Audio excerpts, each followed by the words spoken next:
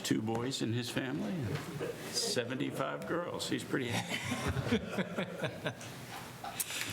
So we'll move on to the individual operating budgets.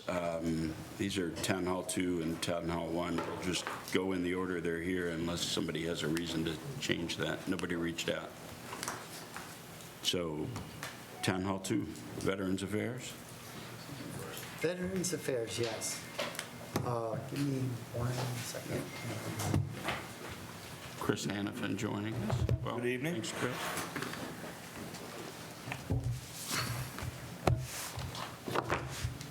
So the overall budget number is $301,605 for an increase of 0.77%. Major factors in the budget are full-time salaries of 2 people, myself and Jen Goldsmith, with your standard increase in steps. The other major factor of the budget is veterans aid. I understand it might look a little odd that the veteran service officer is coming up and decreasing veterans aid. But the reason for that is not that we're decreasing veterans aid, we're actually just moving it from state aid, which is this account, to federal aid, which, number one, is an increase in the overall number for the individuals that are granted federal aid, and it decreases their requirements to apply.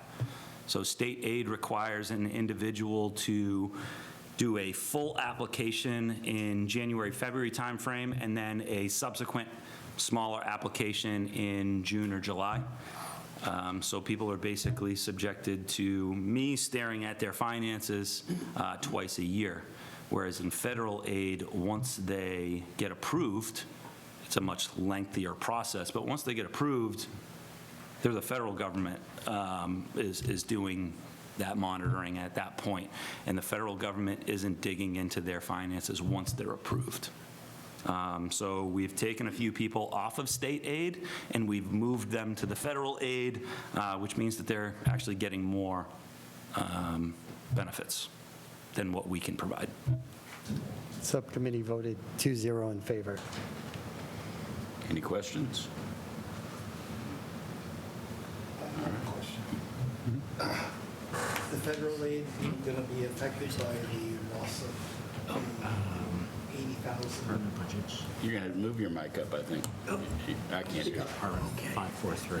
Is the federal aid going to be affected by the 80,000 people losing their jobs at the VA? So most of the people that have lost their jobs at the VA were in a probationary 24-month or 48-month position that was created within the last 3 years. The VA is actually not decreasing individuals that are processing claims. They're decreasing other parts of the VA. There hasn't been a single decrease in the healthcare side of the VA. And if I could be completely blunt, the month of February was the fastest turnaround of any claim since I've been the Veteran Service Officer for almost 9.5 years, to the point where for the last 3 years, if I submitted something to the National Archives, it would take anywhere between 6 and 10 months for them to get back a DD-214.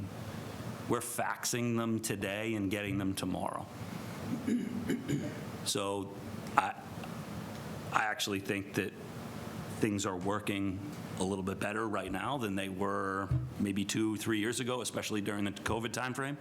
I can say that one of my requests to Representative Moulton maybe a year or 2 ago is when is the federal government going back to work? And the reason why I said that is because I can't tell you how many times I've had dropped calls from my office on a landline to a veterans claim person that is working from home, which it never happened prior to COVID. So to answer the question, no, I don't think that there is, you won't find a veteran whose aid has been decreased. It just hasn't happened. Okay, that's good. Other questions? Motion to approve. Oh, Oh, I'm sorry. Chris, sorry about that. No worries. So I noticed that last year it was $288,000 was approved, but only $226,000 was spent. Yep. So that's a roughly, what, $62,000 that went unspent? Correct. Can you just talk about that? Yeah, so that's all coming from that, that veterans aid that we're talking about. Our office, and it's not just our office, the state of Massachusetts is working very diligently to prioritize federal funding. So a few years ago, we had as many as 18 or 19 people getting aid. Now we have 6 because unfortunately, we've lost 2 or 3 veterans in the last year, or veterans or surviving spouses, and we've moved 6 or 7 of them over to the federal side. Follow up if that's okay? Sure. So to go off what one of my colleagues just talked about is now they're talking about cutting maybe 80,000 workers to the Veterans Affairs. I would love if you could keep both Ways and Means but also town meeting abreast if there are impacts to our veterans so that we can plan and support accordingly, because we pride ourselves in supporting our veterans here in Burlington. Absolutely. Any other questions? All right. motion to approve. Second? So it's a motion to approve for $301,605. Correct. We, since Chris is here, we'll have to do a roll call. It's my first one of those. Cheyenne? Aye. Chris Campbell? Yes? Chris Delaney? Yes. Mike Hardy? Yes. John Eiler? Yes. Deb McCarthy? Yes. Frank Monaco? Yes. Steve Moran? Yes. Rob Neufeld? Yes. Ed Parsons? Yes. Rick Grasso? Yes. Roger Riggs? Yes. David Tate? Yes. And no, oh, Yes. let me get you in. Thank you, Paul. All right. I didn't see you sneak in. Perfect. And the chair votes aye, so that is 15. 15-0-0. Awesome. If I could just give a shameless plug. Sure. We have a veterans breakfast tomorrow, starting at 9 o'clock. We have them every other week, so anybody that's out there watching this, if you're a veteran, please come down to the American Legion and get a free breakfast. Awesome. Frank, you going? Yeah. All right. So next one is budget number 590, disability access. Yeah, so this is a budget that's gone up 1.82% over the last year. The one and only major driver for this is an increase of 4 hours in the recording clerk's position. Over the past few months, the town has been writing significantly more tickets, somewhere in the neighborhoods of 30 per month, and so the amount of hours needed for the clerking has gone up by 4. Otherwise, it's a level funded budget, and the subcommittee voted 2-0 in favor. Any questions? So an increase in the, oh, go ahead. Very small, it might be more of a question for Paul or John. Should this recording clerk be part of the legislative committee budget, or? I think the reason that those are separate, David, is because they don't have a separate budget for each department, and because this does have a budget for that department, that's why it's listed in there and not with the other legislative. Like the zoning board of appeals has their own in there. Mike, or did somebody else have signed to their hand? No? Okay. Thank you, Mr. Chair. This may be a question for John again, actually. I wanted to wait till you got all the way back, though. So Grandfather now. Yeah, I know. We should be more deferential. I know you had the A&P realignment with everything, and we're talking about trying to work into stipends, so there aren't so many stipends around. But There's a couple of holdovers. This is one. so I just wanted to make sure that was considered when this stipend was left in there. Correct, yeah. You'll see two two tonight that are holdovers from, because they're separate job responsibilities that might not actually stay with a specific person. So rather than lump them into a job, they're still paid on a Okay, stipend. I just wanted to make sure it was in there. Thank you. Yep. Anyone else? Wait till he goes back. Not falling for it. Any other questions? You good? Motion to approve $10,979. Second? Oh, is that That's not the right. Oh, sorry. 11,370? Good Yeah, way to cut thank the you. budget, though. What's that? Good way to cut the budget, then. I'm trying. Start calling you Elon. Okay, all right. You second that number as well? Cheyenne? Chris Campbell? Yes. Chris Delaney? Yes. Mike Hardy? Yes. John Eiler? Yes. Deb McCarthy? Yes. Frank Monaco? Yes. Steve Moran? Yes. Rob Neufeld? Yes. Paul Noonan? Yes. Ed Parsons? Yes. Rick Grasso? Yes. Roger Riggs? Yes. David Tate? Yes. And the chair votes yes. 15-0-0. Next budget is... Thank you. Thank you, Chris. 549. Next budget is 549, Youth and Family Services.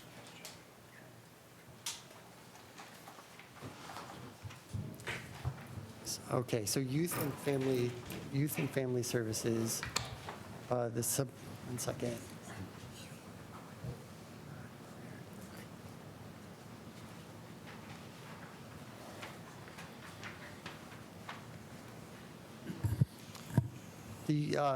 Sorry.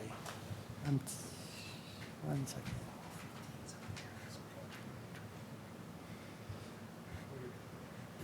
The youth and family services budget is, one second. All right, never mind. Subcommittee voted in favor 2-0 of the youth and family services budget. The major drivers in this budget this year is the decrease in the executive director's position. The executive director is retiring this year. Congratulations. Thank you. And so there's going to be a slight reduction in the pay of the new executive director. Otherwise, the budget was level funded. And as I said, the subcommittee voted 2-0 in favor. Before we start with questions, can you just introduce yourself so the recording secretary will be able to Absolutely. get the minutes? So I'm Christine Schruin, the Director, Youth and Family Services. This is Martha Simon, who is the chair of my advisory board. Congratulations on your retirement. Thank you very much. Do you have anything to add to that report? No, I think he pretty much summarized. He And said what I was going to say, so. any questions? Deb? Hi.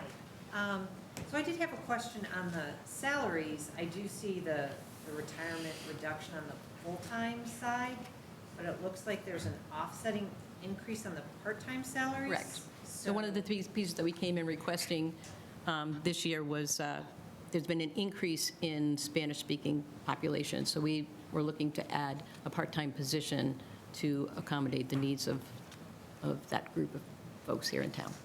Okay. So in terms of total salaries, we're It's level, fairly yeah. flat? Okay. Exactly. I mean, other than the state? Yes. Okay, thank you. Any other questions? Rick? Thank you, Mr. Chair. And related to that, is that $30,000 reduction, is that a hard number? I mean, do we know what the salary is going to be for your replacement? Yes, It is. yes. So we are, somebody within my department is going to be moving into that position, so yes. It's permanent. Okay, thank you. David? Is that adding a benefit position or? No. In other words, I'm leaving this position. Somebody who is a full-time person will be moving into this position. Yeah. Then there'll be somebody else who's moving into the supervisory position, Yeah. which opens up a clinical position. Which is that part-time? No, the part-time is an additional position. Okay. So is that part-time a benefit? No. Right. I'm sorry, yes. John? Thank you, Mr. Chair. This is actually a question for John again. Sorry. I saw the mileage rate is 5.8 cents here. Is one, it seemed a lot different than typical IRS rates, and two, is that consistent across all our departments? I'm sorry, I didn't hear what you said. The 5.8 cents per mile? It's probably a typo, it's 58 cents a mile. Okay, that would make more sense. All right. And it seemed awfully low. Is that consistent with the school department also? No, it's typically we do whatever the IRS rate is in the schools. I believe do the same, but I can't, Okay, I'm not great. 100% sure for them. Makes a lot more sense. Thanks, John. Shane? Thank you, Mr. Chair. This clinical position, that would be a vacancy starting in June? Yes. So we'll fill that position before, we'll post and hopefully fill that position before I leave. Yes. Anybody else? Move to approve, $601,297. Seconds? Second. All right. Cheyenne? Yes. Chris Campbell? Yes. Chris Delaney? Yes. Mike Hardy? Yes. John Eiler? Yes. Deb McCarthy? Yes. Frank Monaco? Yes. Steve Moran? Yes. Rob Neufeld? Yes. Paul Noonan? Yes. Ed Parsons? Yes. Roger Riggs? Yes. Rick Rasso? Yes. David Tate? Yes. And the chair votes yes, 15-0-0. Next budget. Could I just say one thing before I leave? Oh, please. I just want to let you know that it's been such a pleasure to work in this community. The resources that you have available and the way that you care about folks in your community has been made, it certainly has made my job easier. And as we know with what's going on now, it's going to become much more complicated to meet people's needs, but I've always been appreciative of what Burlington has had to offer, so thank you. It's nice to hear, and congratulations. Thank you. Thank you for your service. All right, budget number 152, Human Resources, Town Hall 1.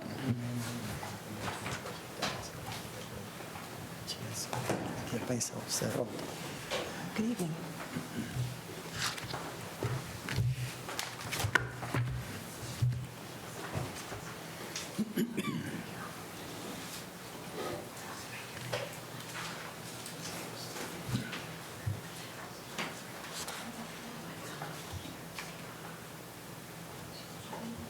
So the subcommittee voted 2-0 in favor. I'll let Joanne talk about some changes within this department, which we talked about at length. Joanne talked about it and then any comments. Sure. Joanne Frost, Human Resources Director. And I did bring an interesting budget this year. Normally, it's pretty stable, but this year I do have a few drivers in it. The two staff members in the Human Resources Department are moving through steps, so there is that impact on the salary. We are looking at adopting a new benchmarking salary system that we have a great opportunity to get in on with the ground level at a great price that will save us a lot of money in the future on salary surveys that we do every few years, contract negotiations, and just making sure that our salaries are in line. So that's in here as well. And then the largest impact to the budget is something that we talk about every year. As you know, my position is split between the town departments and the school department, with 60% funded by the town and 40% funded by the school. And it's worked throughout the years, but in recent years, there's been just a lot more work coming my way that is driven more by the school department. And that's really due to some transitions that have happened. When I started, I've been here for 18 years. When I started, most of the work was driven by the town departments, because within the schools there were a lot of other offices that were helping out and doing a lot of the work, and very well so. So I had no need to make any changes. But in recent years, some transitions have caused some of that work to come onto my plate. Just a few examples: I've been designated as the Title IX and Civil Rights Coordinator. I manage all of the substitute teachers for the school district. I also oversee all of the annual training for all of our school staff. I do all the backgrounds, the queries, the fingerprinting for all school staff. So that's just a small handful. So my workload really has increased, and like I said, we talk about it every year. And I do think that this is the time to separate the two functions. The schools definitely need a full-time director focused on their needs, and the town could certainly use, more hands-on with the town work. And that's what I have in my budget for this year as a request. So to just follow up, again, this is something that we've talked to the committee, we've talked to Joanne for a lot of years. Between the town side and the school side, we have a lot of hiring, and it's a department. Joanne has had, again, a skill set that has been fantastic for Burlington, but she's been managing, both sides. And part of the budgeting process is we've had 60% picked up by the town, 40% picked up by the school, which is a lot of work, and especially with added duties. But we'll be adding a bulk. Again, you're taking the two people through the town side and keeping that on, and then the schools, it's not the town, this budget, through the schools, you'll be adding a full-time person on the school side. So we had a lot of discussion about that, because adding people is not what necessarily we're looking to do. Is there a better approach? Is there a way to do it? And Joanne and her department has certainly done their homework in talking us through what other towns do of comparable size, number of employees that they manage, what their responsibilities are. And you're finding this structure more so in smaller towns. Most towns have the structure where there is a director position kind of on each side to manage. And hopefully Joanne's here a long time, but you also look at kind of the skill set that's needed, that when she decides that it's time to enjoy herself a little bit and not work, finding someone that will also be able to have both of those skill sets, one that the town has been fortunate enough to have. So each year we've talked about it, how do you manage this? How do you make it work? So as a point of long-range planning and hiring, having this set where Joanne is here and here for a period of time probably makes sense to be in this discussion and this format. So again, after a lot of discussion, we felt as a subcommittee that it doesn't make sense. This structure does make a lot of sense for our size. To make sure that things aren't missed and they're not, we'll have to replace her or something. Hopefully that's okay. So again, we voted 2-0 in favor of this supporting this structure.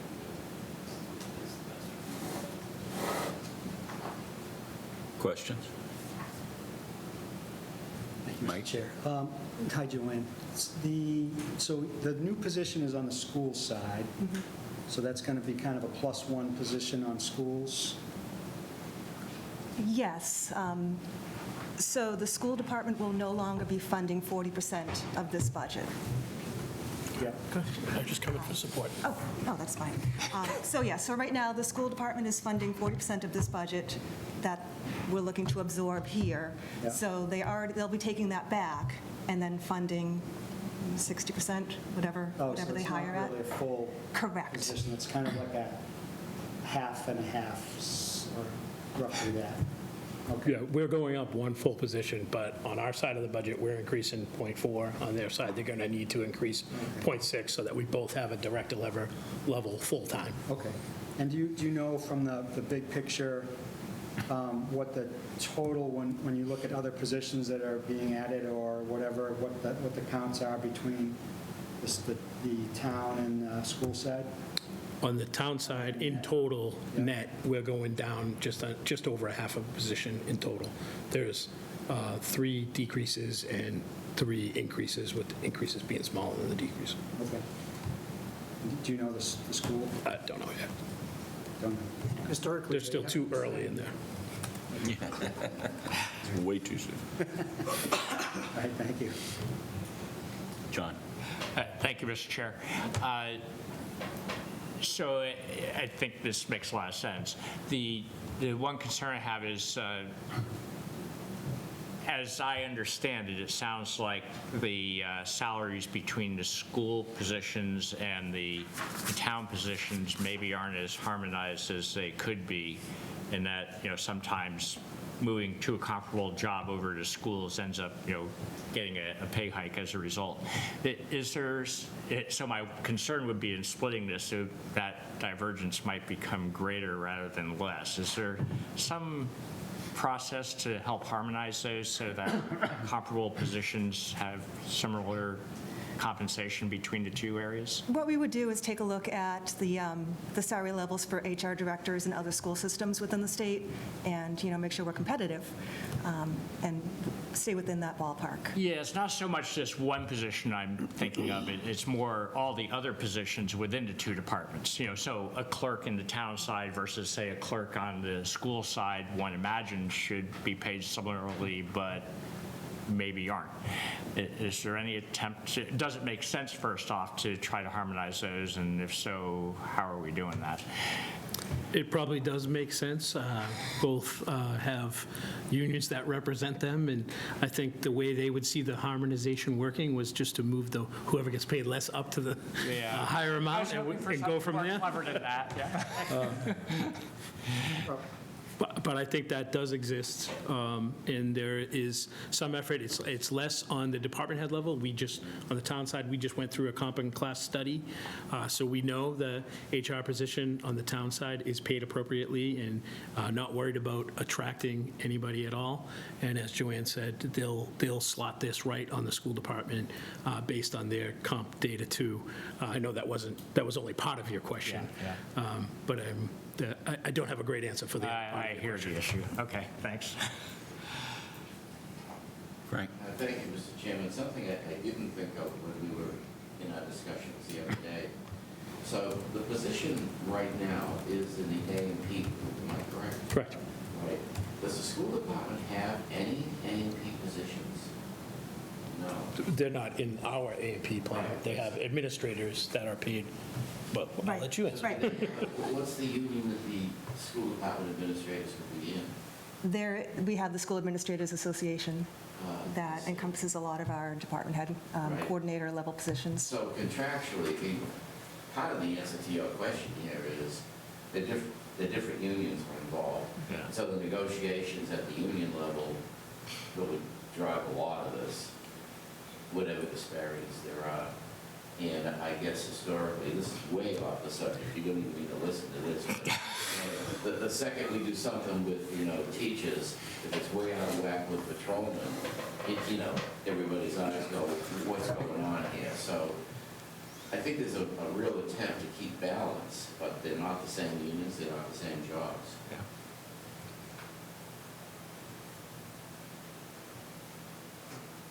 Anything else? I have a general question.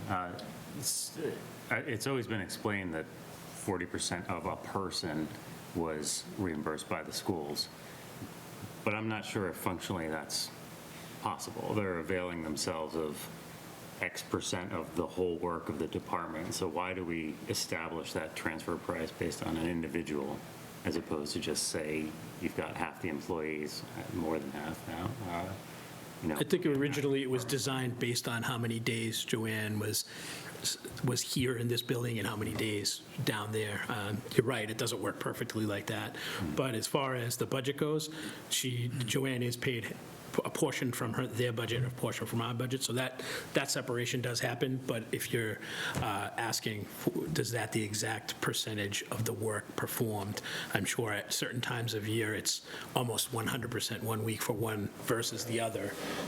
But we've been lucky enough to have Joanne in that position for so long that she is available to all of us whenever we need her. So that it did work for us, but you're right, it wasn't an exact science. It was originally based on where she was located for how many days. Very old agreement, Yeah. Predates me. created this.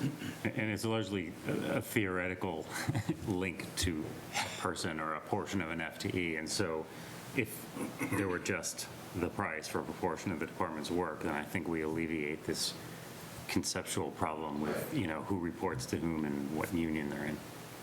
Right. Maybe a thought for the future. Just for my edification, what was the dollar value, I guess last year is the one that's relevant, of the school's proportion? I don't have it with me, but it Where did I was, have that with it's, me? you have last year's? I mean, I know it's supposed to map roughly to this 29% increase. Well, it's roughly 60,000, maybe just under last year. 54,597. Thank you.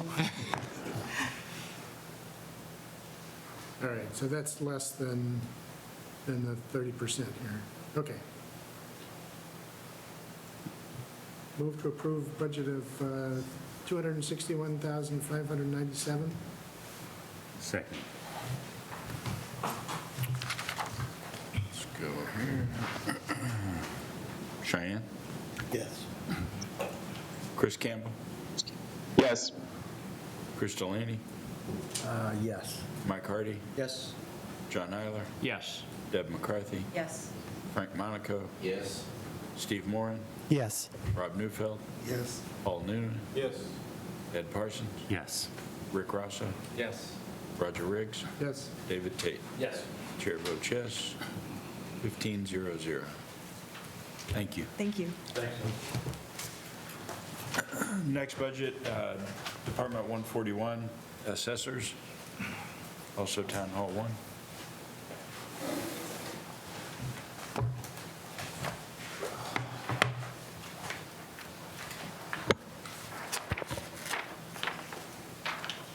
I'll let Paul get into the budget, but again, subcommittee voted 2-0 in favor. Good evening, Paul Tierney, Town Assessor. Overall, we have a budget of $486,320 with a percentage increase of 2.15%. That is attributed to just salary increases, steps, longevity, and the reworking of the contract. For expenses, I did increase the Patriot software license. Their fees go up every year, so we're trying to keep up with them. Decrease the gas allowance for travel to conferences and doing work around town because we just weren't using that much to justify that amount. So that's really the basis of the budget here. So if any questions, happy to answer them. Any questions? John? Thank you, Mr. Chair. Again, this is maybe a request for you. The overlay account, if I understand correctly, is like 1% of the revenues are set aside for potential future abatements. Is that correct? Yeah. About, we budget $1 million a year for it. So we have roughly, I don't know, 7 million. Okay. Oh, did he? Okay. And but what my request would be is when we go over the special accounts and revolving accounts and so forth, we should add the overlay account to that, because I don't think we've ever really reviewed the gazundas and gazoudas on that one. So I think that would be good to take a look at. Not that I'm expecting issues. I'll check with Joanna on that one, John. I think it's separated for a reason, as opposed to just a revolving account. No, it would fall in the category of special accounts, which we have a whole bunch of that we go over, but this one's never been in it for whatever reason. Seems like it should be. Paul's got his hand up online. Mr. Chairman? Paul Sagarino? Yeah. Thank you, Mr. Chairman. If I could just chime in on that. The overlay account is not subject to appropriation by town meeting. So it's purely at the discretion of the assessors with the approval of the Department of Revenue. So it never runs through any of the board processes specifically for a reason. The state does not want it to be subject to appropriation in the event that a town or a town meeting may decide that they don't want to fund tax refunds to other residents. So that's set up that way by design. Yep, completely understand that. But we have other accounts that we review that are in that same category, so.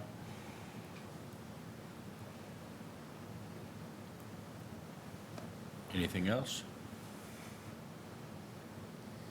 Any other question? Motion? Motion to approve? Second. For the amount of $486,320. Cheyenne? Yes. Chris, oh. I don't want to. Yes. But I think a point of information that's useful here. So, as you all know, when Mr. Doherty went out of the position and we hired a new assessor, but we divided the commercial and the residential and used for the commercial side contracted services, which is in this budget under Mr. Doherty. And that's on a 3-year contract, and we're in year 2 or 3. Mr. Doherty's contract expires at the end of 2026. 2026. Yeah. And so we talked about that provision as well. It's very efficient for us to do it this way because he has institutional knowledge we couldn't even buy. And to whatever extent we can continue that practice, it's a good one. Someday, it may have to be a different person or a different consultant. We'll have to cross that bridge when we come to it. But for now, this seems to be a really ideal approach to the commercial assessment duties. I think you should be aware of that. Which line is that contract It's built into? under contracted services. It's under commercial deed and AT. 65,000? Yeah. Is that the whole? And it's a bargain. Yeah, that is a bargain. All right. Any more comments on the point of information? Thank you. Okay, so Cheyenne, yes. Chris Campbell? Yes. Chris Delaney? Yes. Mike Hardy? Yes. John Eiler? Yes. Deb McCarthy? Yes. Frank Monaco? Yes. Steve Moran? Yes. Rob Neufeld? Yes. Paul Noonan? Yes. Ed Parsons? Yes. Rick Grasso? Yes. Roger Riggs? Yes. David Tate? Yes. Chair votes yes, 15-0-0. Next budget, thank you. Thank you. Department 541, Council on Aging, Town Hall 2. The subcommittee voted 2-0 in favor of this budget. The major driver in the budget is the addition of a 19-hour position to help with the Council on Aging caseload.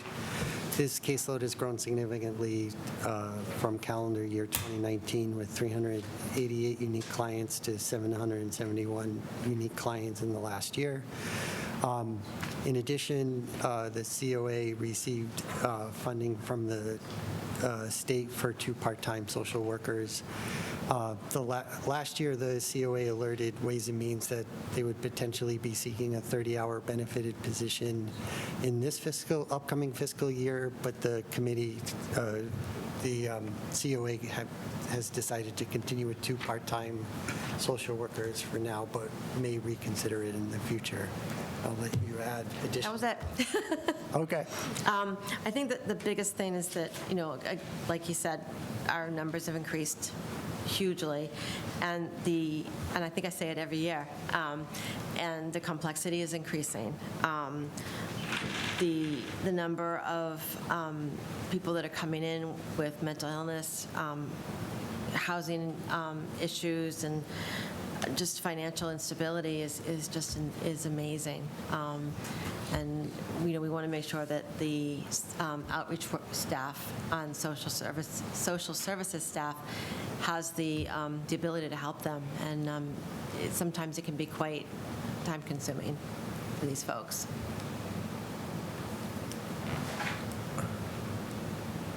Do we have questions?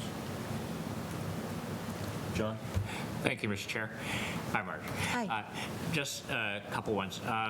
First one is, how many residents over 60 does Burlington have now? Over 6,800. 1,600? 6,800. 6,800. 6,800 Yeah. plus.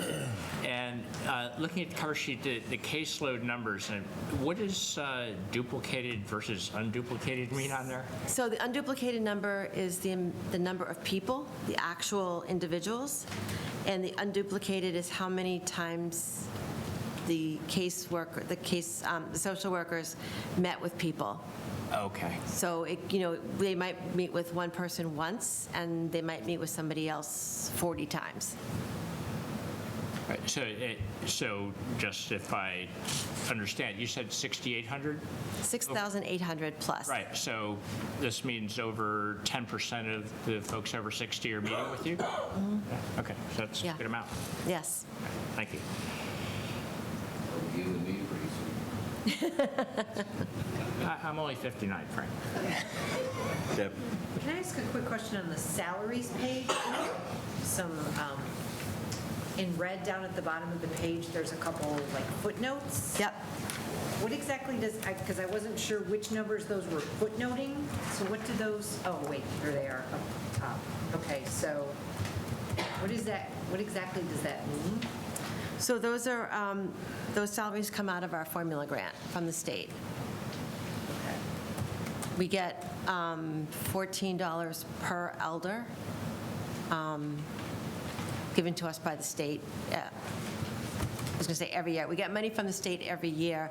This year it happens to be $14 per elder. So that rate changes every year? Most years. There's no guarantee. So that's the 58,000 that's being subtracted? Yes. That, those funds are, it's more than that for the funds. The funds also, from the state, also pay for the newsletter that goes out every month,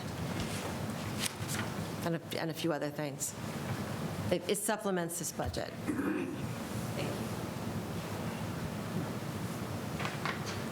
Any other questions?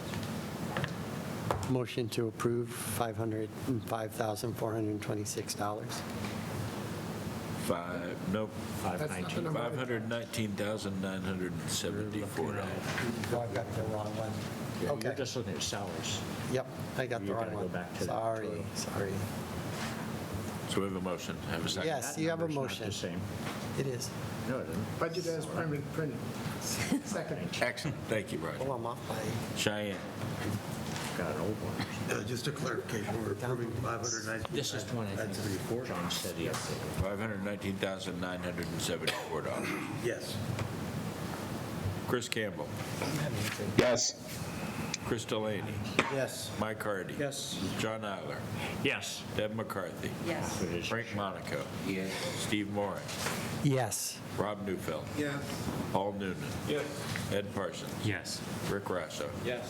Roger Riggs? Yes. David Tate? Yes. Chair votes yes, 15-0-0. Thank you. Next budget is 902, local transportation. So I came up to play with that one with Marge. So just a little bit on that for the stats for the program, so everybody knows what it is. I know everybody here does, but for the millions watching at home, this local transportation is what we used to use to budget for the B-line. And several years ago, just before COVID, we started a new, what we called then the pilot program, which I think we've lifted the pilot name and just call it a program now, to the Lyft rideshare program for seniors that qualify for it. And it's for seniors or those with disabilities that meet minimum or maximum income limitations can qualify for the plan. And the way it works is they pay for the first ride of a Lyft, we pay for the next 10, and then they pay for anything beyond that. There's an account set up for us to help those elderly that aren't tech savvy and don't have a smartphone or can't use a smartphone. There's a program called GoGo grandparent, that it acts as the concierge for them. So this program started just as COVID hit and started out slow and sputtered for a few years. So it's taken us a little while, and we're still not there. We don't know what this program, what the right size of this budget is. When this program started, we had a balance in the revolving account that we were going to spend down and continue to budget in our operating budget. I think at the time it was about $50,000, and we've increased that a couple times. And this year, you'll see in the budget request it's $150,000. That isn't going to be the max. My guess is we'll probably in a year or two plateau, hopefully. Just by way of numbers, that program right now, the last 6 months of calendar '24 was doing 1,880 rides per month. For all of calendar '24, it averaged 1,700 rides, and that was about there's about a 50% increase in rides year over year. So the program has really taken off. The last 6 months have been pretty steady, so there hasn't been that growth that there was when summer hit last year, and we really had some growth there. So we expect the program to cost somewhere between $200,000 and $250,000 next year. And the funding sources that we'll use to do it is the balance in that revolving account that we estimate to be somewhere between $50,000 or $100,000 at the end of the year, more closer to 50, I would say. We're asking for $150 in the operating budget, and then we also have that TNC transfer we do in January. It confuses everybody. It's the 10 cents per ride share that originates in Burlington. It's a 20-cent fee to the end user.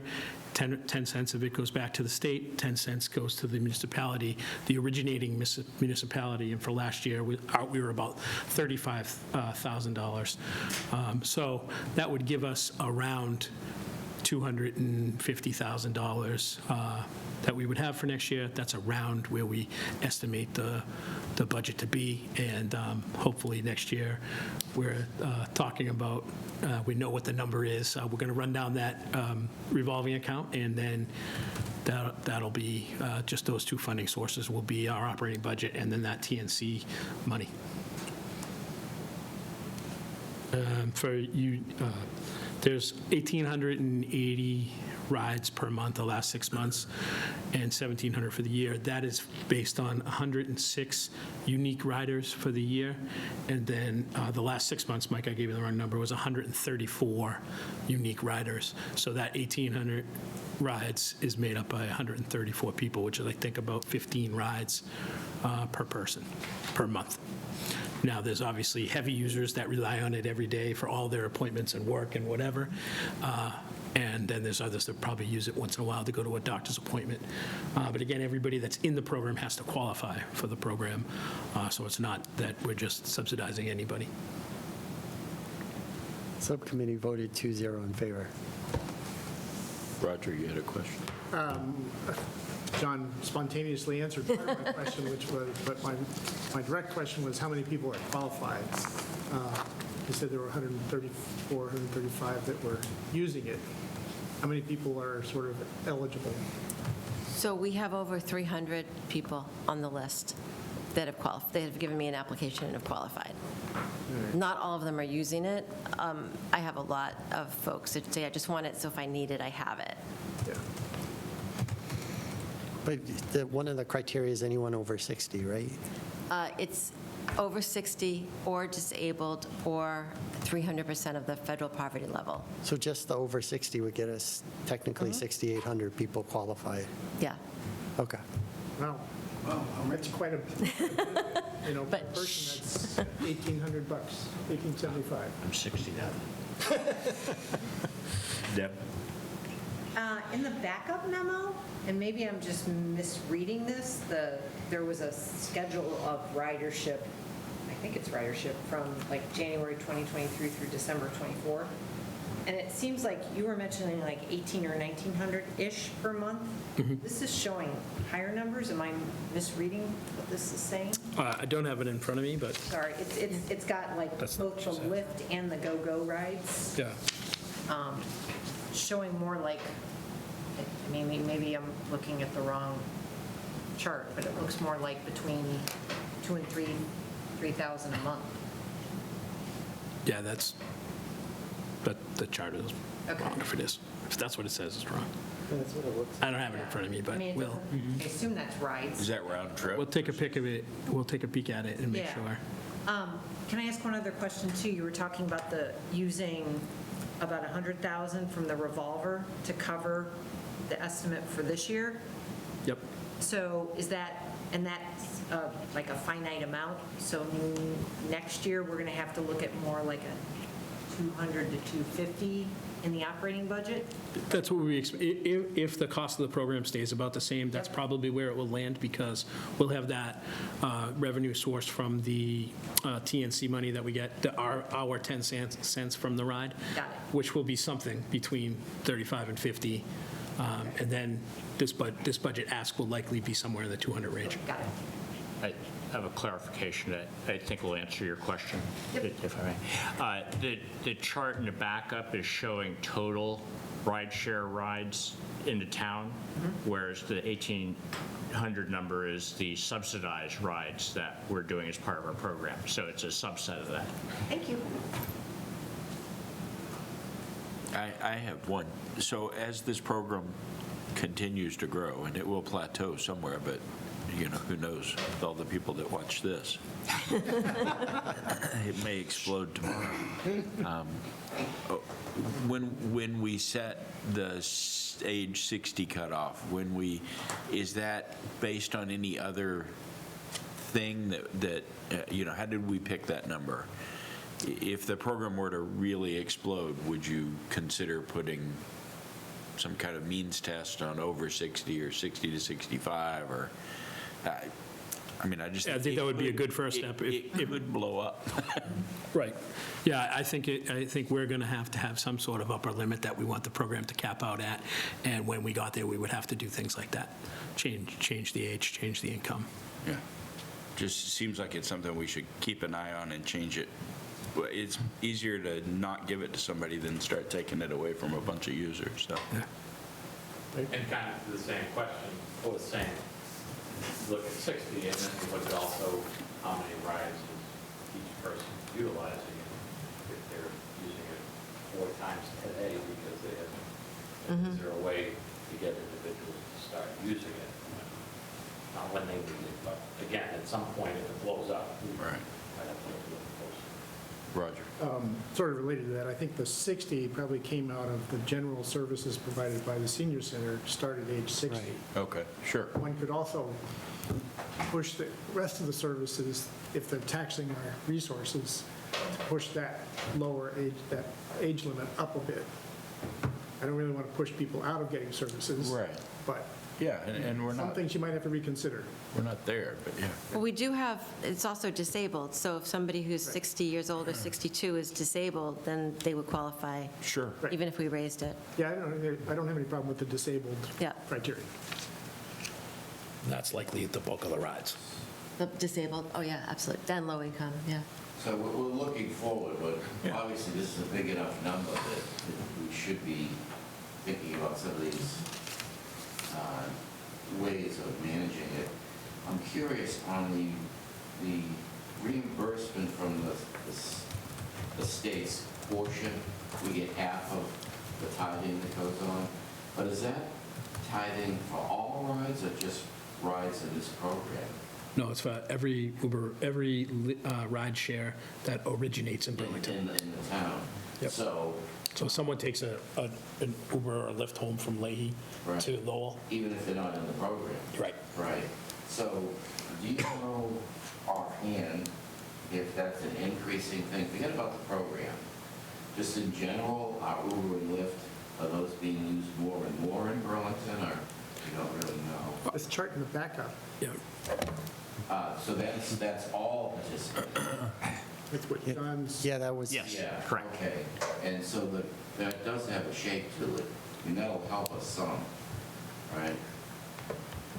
And before COVID, we were, our reimbursement was in the $50,000 range. And so we're not even back to that yet, so we'd expect to probably at least get back to there. So compared to the B line in terms of cost, have any idea how this is shaping up? So this still costs less and blows it away for a user count. Serves more people for less money. Yeah. Yeah. Yeah, so at $250,000 would be in the same ballpark as the Beeline was. Yeah, okay, thank you. Something to think about going forward. Cheyenne? Thank you, Mr. Chair. Just as a comment, I mean, it makes sense that we want to put a cap on, eventually put a cap on how many people are accessing the service, but if you try to eliminate any one of the criteria that we're using, age-wise or disability or income, any one of those criteria by themselves is, grounds for discrimination. We can't really eliminate people based on anything of those. It might be the subsidy we change, instead of $10, it's $8 or something like that, depending on the growth of the program and where we want to max it out as. Yeah, we don't want to raise more problems, We don't want to annoy people or make people angry just because you want to take a few bucks. Thank you. Anyone else? Motion to approve. Second. I don't have it. So $150,000. Cheyenne? Yes, thank you. Chris Campbell? Yes. Chris Delaney? Yes. Mike Hardy? Yes. John Eiler? Yes. Deb McCarthy? Yes. Frank Monaco? Yes. Steve Moran? Yes. Rob Neufeld? Yes. Paul Noonan? Yes. Ed Parsons? Yes. Rick Rosso? Yes. Roger Riggs? Yes. David Tate? Yes. Chair votes yes, 15-0-0. Thank you. Next budget. Yeah, thank you, Marge. Next budget, Department 171, Conservation. Subcommittee voted 2-0 in favor. The Conservation Department administers local, state, and federal wetland protection and stormwater management laws, provides administrative support to the town's Conservation Commission, manages Burlington's 250 acres of conservation land, and provides guidance to the administration and other town boards and commission regarding various development and environmental issues within the town. The major driver in this year's budget is the retirement of the former conservation administrator, and resulting in a 4.4% reduction in the overall budget. The Conservation Commission, a previous conservation administrator, works with at a part-time level of 20% and is likely to do so for the next few years. The remainder of the budget is either expected salary step increases and otherwise is level funded. Anything to add to that? I'm Eileen Coleman, the Conservation Administrator. Sorry, it's been a while since I was the assistant. No, as was explained very succinctly, the largest part of our budget is salaries, and it is slightly down this year, both because we no longer have John Keeley, who was also for a year or so getting the transitional stipend. We also have two relatively newer staff members as well as the assistant, the administrator and the assistant conservation administrator. Then the rest is part-time, which is our stream cleaners and our stormwater interns when we have them. We may have one this year, and part-time land management. And otherwise, it's relatively small amounts in other categories, materials and education. Any questions? David? Can you just explain, under the special accounts, the management of the stream plan? Yep. It's $1,000 on each, yet Yep. the cost over the last few years has been much higher. What happened was John Keeley actually changed some of these line items a couple of years ago. We had put the not salaries, but wages for the stream cleaners into the special accounts, and they got moved out a couple of years ago. So that's why it looks like a fairly dramatic change. So those got moved into part-time, and we left a small amount for materials and supplies that are like for tools, PPE, stuff like that. Okay? Might be easier for it to relabel something. We could probably do that. John? Thank you, Mr. Chair. Eileen, what is, you mentioned the cover letter, the MVP program. What is that, and how much money does the town receive through that program? Well, the MVP program is the Municipal Vulnerability Preparedness Program. It's a statewide program. There are several million in it, available, should I say, and we have availed of a couple of grants so far to do work in town. For example, we did a study on Vine Brook to do with flooding and heat islands. We're not doing one. We're applying for one that will actually be for next year, so probably, but we won't know if we get that. So what'll end up happening is we won't really have to be honest, I maybe shouldn't have included that because it made things muddier. We won't really have to pay. We will get a grant to do work. If we choose to supplement that, of course we can. We will pay it out and then get reimbursed by the state. And how much would that grant be if we were to get it? It depends on what we apply for. Right now, I'm looking at something for possibly a tree inventory, which would be maybe $50,000. But again, that would be reimbursed. Okay. Thank you. Mostly, probably. Anybody else? Motion to approve? Second. For the amount of $313,411. Cheyenne? Yes. Chris Campbell? Yes. Chris Delaney? Yes. Mike Hardy? Yes. John Eiler? Yes. Deb McCarthy? Yes. Frank Monaco? Yes. Steve Moran? Yes. Rob Neufeld? Yes. Paul Noonan? Yes. Ed Parsons? Yes. Rick Rosso? Yes. Roger Riggs? Yes. David Tate? Yes. Chair votes yes, 15-0-0. Thank you all. Thank you. Thank you. Mr. Chair, Yes, can I ask a general question about of course. the budget worksheet layout? There's a column, it's got budget 2025, and then it's got transfer 2025, or a total 2025. Sorry, this is my first time to this rodeo, so I just want to understand exactly what those amounts are, because I've seen them in various departmental budgets. I missed the very beginning of what you're saying. So the transfer. Okay, yep. So that is if there were transfers into that budget over the year, and typically what that is if there was a collective bargaining agreement or a contract settled. So it's A&P is what's in there right now. So that would have been the amount that was transferred in last May based on the A&P contract approval. And that's the same for all the budgets. From negotiated settlement. So we put a slug of money into the negotiated Yep. settlement account. Yep. And then once the The contracts contracts or are the finalized. amounts are finalized, they transfer from one and put it to that, so we see what budget. Okay, thank you. Next budget, Department 135, Town Account, Town Hall 1.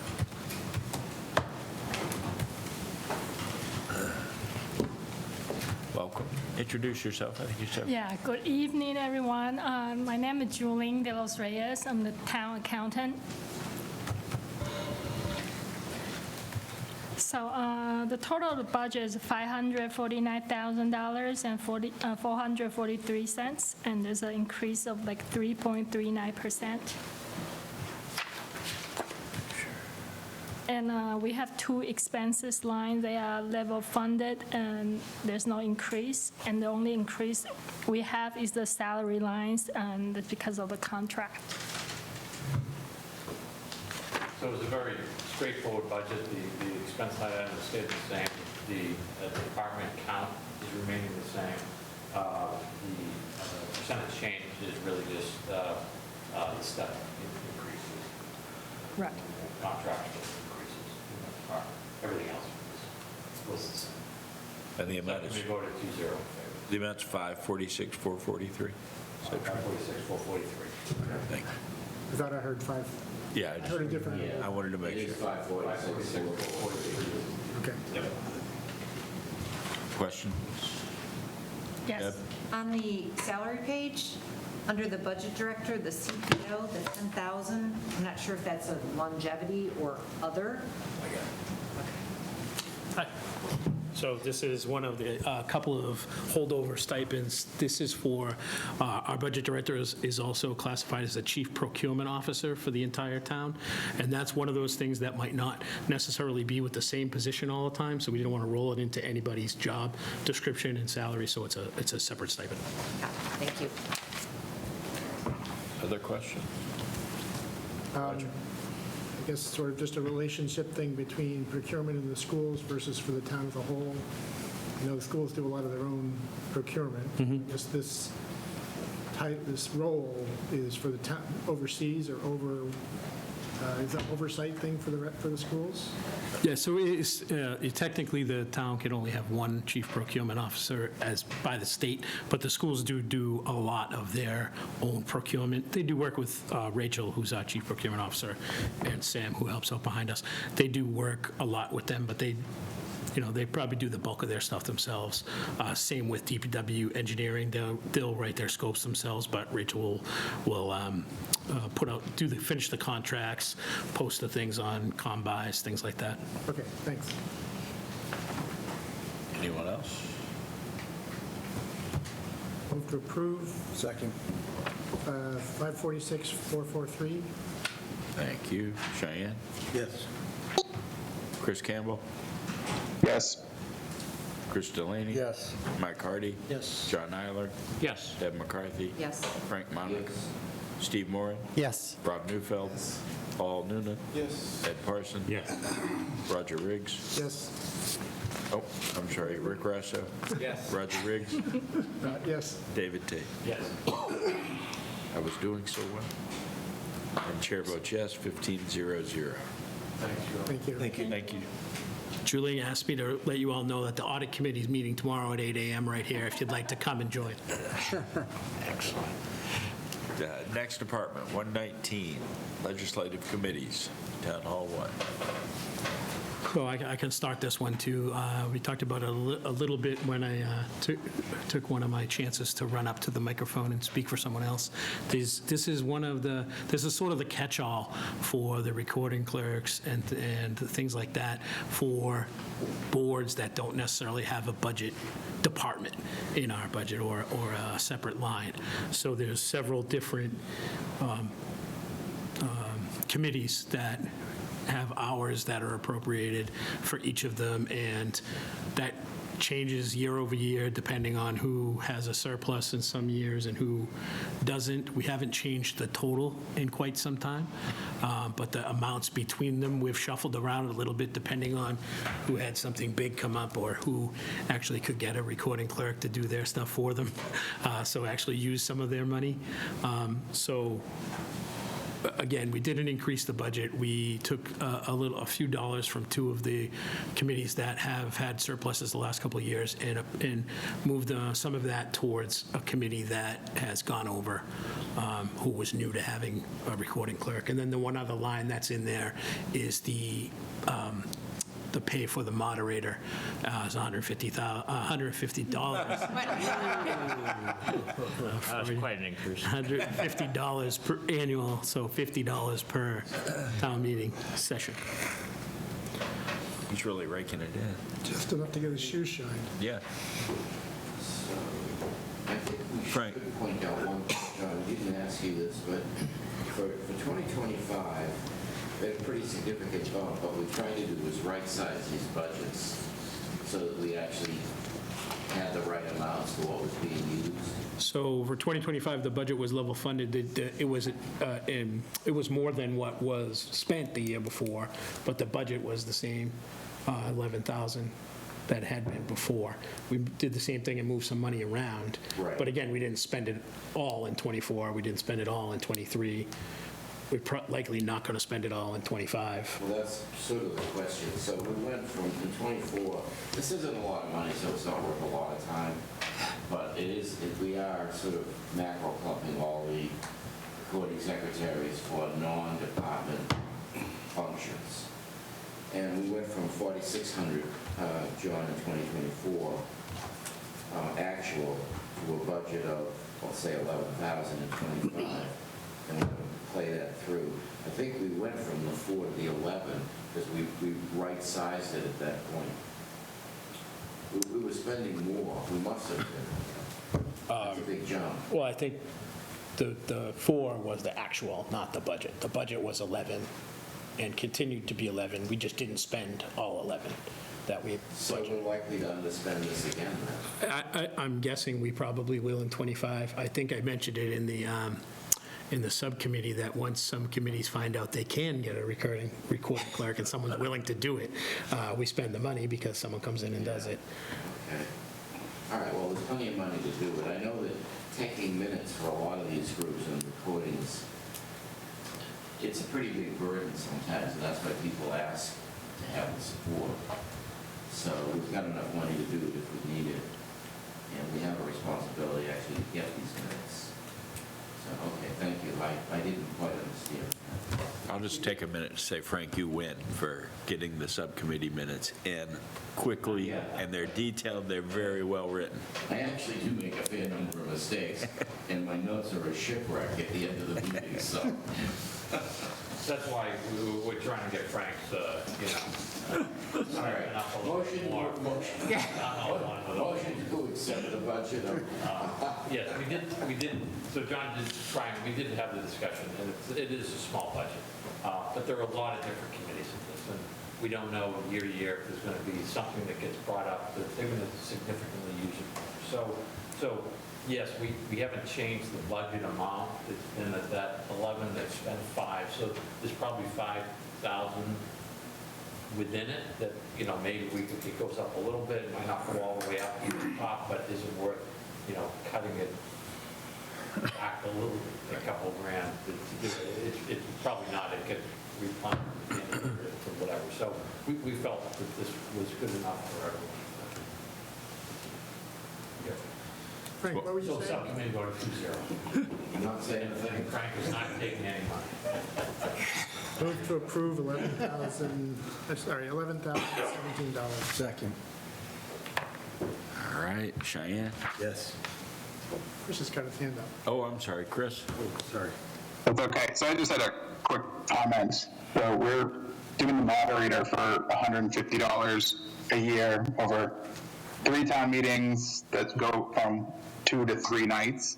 Not obviously advocating for a change now, but maybe something we should think about going forward and looking at some of our other elected officials and how we're trying to maybe more equally pay, or but just something to consider in the future. I think it's set by law, but we'll get the answer on that. Yeah, So if I may, that's a good question. I'm actually agreeing with you that to put this all together for a second, it is a bylaw. We had maybe 2 years ago or 3 years ago, an article to change the bylaw to make the moderator position a 3-year position, first of all. And second of all, the stipend hasn't changed forever. And there is a lot of work in putting these town meetings together in committees. So it's a very good point. If somebody feels highly motivated, you could put a warrant article together for a bylaw change and a stipend change. I think it makes sense, actually. So. Missed the deadline for May, but September you could. Yeah. Well, I'll get another beer out of it. It's still a sort of token amount, given the amount of work that it is. I don't think we could pay a prevailing wage for this job. So but it's maybe not, token's the wrong word. Yeah. There's some proper word for the honor of and responsibility. But Some chairs carries like $1,000. I think. I mean, $150 is really enough. Anyway. Pays for a yard sign. It's a couple of burgers. Yeah, because they have to run. They have to run so they. Motion to approve. We got one. We have one. Oh. That was seconded. Good. Cheyenne? Yes. Chris Campbell? Yes. Chris Delaney? Yes. Mike Hardy? Yes. John Nyler? Yes. Deb McCarthy? Yes. Frank Monaco? Yes. Steve Moran? Yes. Rob Neufeld? Paul Noonan? Ed Parsons? Yes. Rick Rosso? Yes. Roger Riggs? Yes. David Tate? Yes. Chair votes yes. 15-0-0. Minutes, I did receive some minor points that I have fixed, so Anybody have any issues that they didn't send me for the minutes of 2/19/25? Thanks, John. John, that's the young lady I mentioned. Would you touch base? Hi. So anything with the minutes that you didn't send me already? A motion to approve? So moved. Second. All right. Cheyenne? Yes.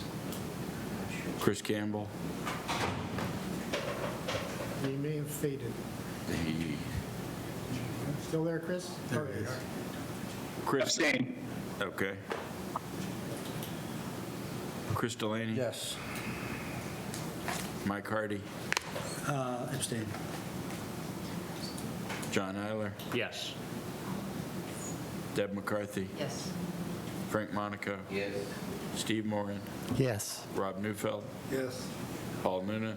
Yes. Ed Parsons? Yes. Rick Rosso? Yes. Roger Riggs? Yes. David Tate? Yes. And the chair votes yes for 1401. I heard 2 abstentions. Oh, I'm sorry, you're right. 1302. I didn't carry my little formula down, so I had to do it. Man.